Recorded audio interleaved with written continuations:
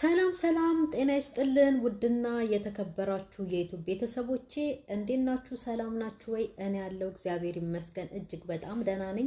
ሁላችሁም በያላችሁበት የእግዚአብሔር ሰላም ይብዛላችሁ። እኔም አለው ደህና ነኝ እግዚአብሔር ይመስገን።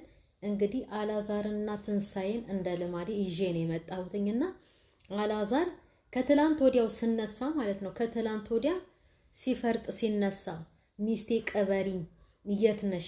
ሁለተኛ እንደዚህ አይነት በደል አልበድልሽም፣ አጥፍቻለሁ፣ ነይልኝ ብቻ እንታረቅ ብሎ እንደዛ እየየ ሲል ከጧቱ 12 ሰዓት ተነሳሁኝ ብሎ ማለት ነው በሌሊት እንደዛ እየየ ሲል ትላንትና ደግሞ ማለት ነው ከትንሳኤ ጋር ሲገናኙ ለካሱ በጀርባ ሌላ ሴራ እያሴረላት ለትንሱ ማለት ነው። አሁን ቻናልን የሚያክል ነገር አዘግቶ ማለት ነው መልካም ነገር እንዳደረገና ትንሱን እንደሚፈልጋት እንደሚወዳት ነገር አስመስሎ በፊት ለፊት መጥቶ እየየ ማለቱ ምንድነው?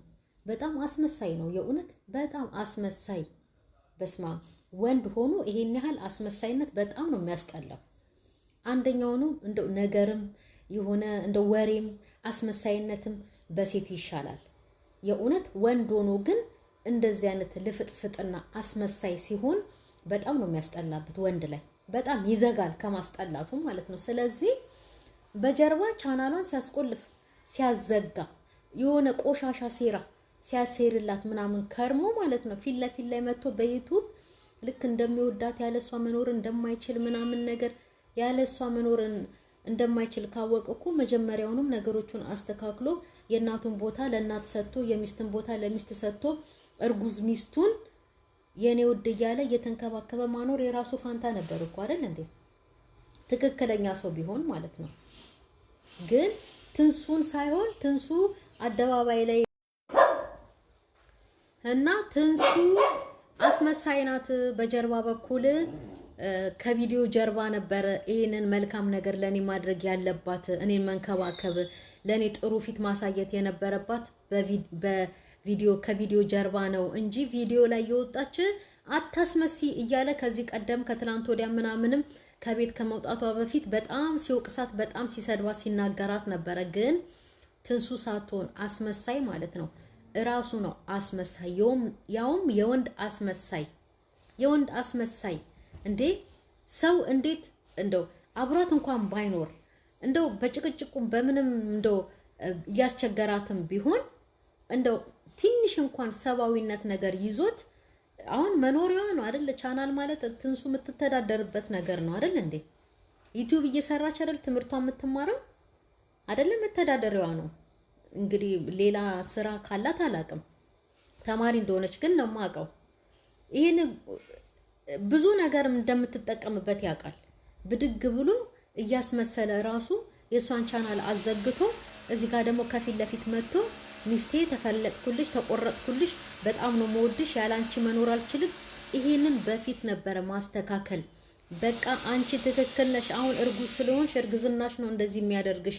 እኔን እኮ እንደምትወጂኝ አውቃለሁኝ፣ እንደምታፈቅሪኝ አውቃለሁኝ። ግን በቃ ተረጋግተሽ ቁጭ በይ፣ እኔም አለው፣ እኔም በጣም ነው መወድሽ፣ እኔም በጣም ነው ማፈቅርሽ ብሎ ተንከባክቦ ጥሩ ፊት ሰጥቶ እንዴ ከፍትፍቱ ፊቱ እሺ እንደ ወግ ደርሷት እንደ ሴቱ እርጉዝ ሴቶች ባሎቻቸው እንደሚንከባከቧቸው ምናምን ወግስ ደርሷት እግሯን ባያጥባት ማይንከባከባት ምን ባይላትም ማለት ነው ጥሩ ፊት ሚስት ያለው በቃ ማለት ማን ገደለ?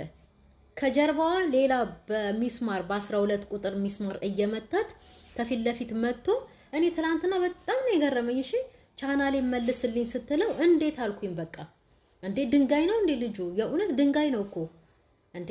እንዴት ይሄ መተዳደሪያዋ ነው፣ ትምህርቷን የምትማርበት ነው። ከዚህ ገቢ ስታገኝ ነው ለትምህርቷ የምትከፍለው አይደል እንዴ? ይሄንን ነው የማውቀው እኔ። ስለዚህ ይሄ ልጅ ደደብ ነው ያልኩት። በቃ ደደብ ነው ይሄ።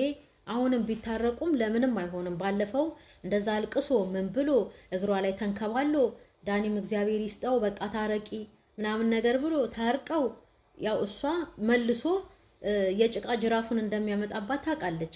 አይሆንም ብላ ነበረ። ግን እንደዚያ ሲያለቅስባት ምናምን ይቅር ማለት ይቅር ለእግዚአብሔር ነው። ታረቁ። እሺ አሁን ባለፈው ትታው ስትወጣ ደግሞ ለምን ብሎ እየየ እነ ዳኒ እግር ስር መውደቅ አስታርቁኝ። ትላንትና ደግሞ መጣች። ትላንትና ስትመጣ ደግሞ ማለት ነው ትላንት ስትመጣ ምንድን ነው ያደረጋት? መተዳደሪያ የሆናትን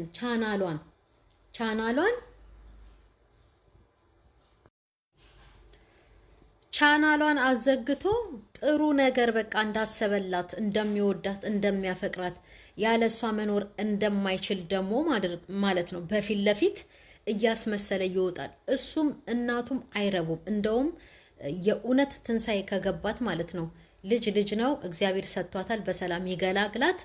አሁን በዚህ ጸባዩ እንደዚህ አይነት ኑሮ እያኖራት ከሆነ ማለት ነው ለሚቀጥለው አይሆንም። በቃ ለሚቀጥለው ሰው እኮ አንዴ ነው የሚታየው አይደል እንዴ?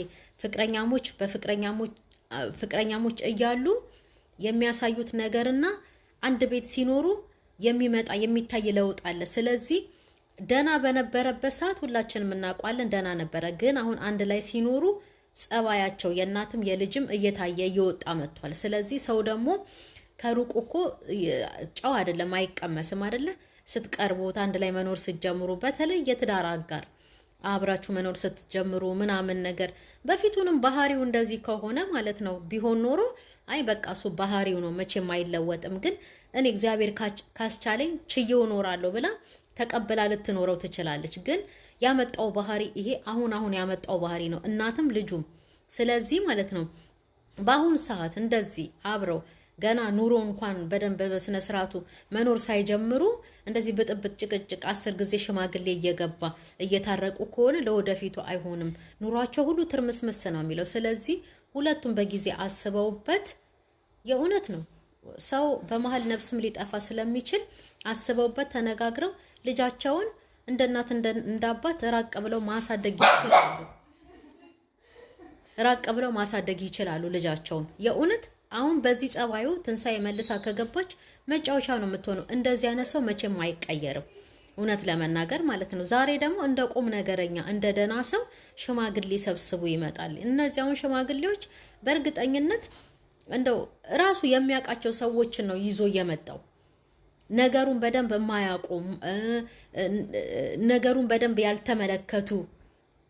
አሁን ዳኒ ሌላ ሰው ይዞ ቢመጣ የትንሳኤን ነገር የእሱን ነገር ከዳኒ በጀርባ ያለውም ሰው ዳኒ እንዳወቀው ሁሉ ሊያውቀው ይችላል። ሽምግልና መቀመጥ ያለበት ዳኒ ነገሩን ስለሚያውቀውና እንደገና ሌሎች ጎረቤት የነሱን ነገር የሚያውቁት እነሱ ናቸው። ነገሩን ፈተው በስነ ስርዓቱ አስታርቀው አስማምተው ለማስታረቅም የሚመቹት እነሱ ናቸው። አሁን እነዚህን ትላልቅ ሰዎች ይዞ መጥቶ ሰውን ግራ እነሱም እኮ ማስታረቅ እንዴ የሚጠይቁት ጥያቄ ራሱ እኮ ግራ የገባ ነው። ምክንያቱም ነገሩን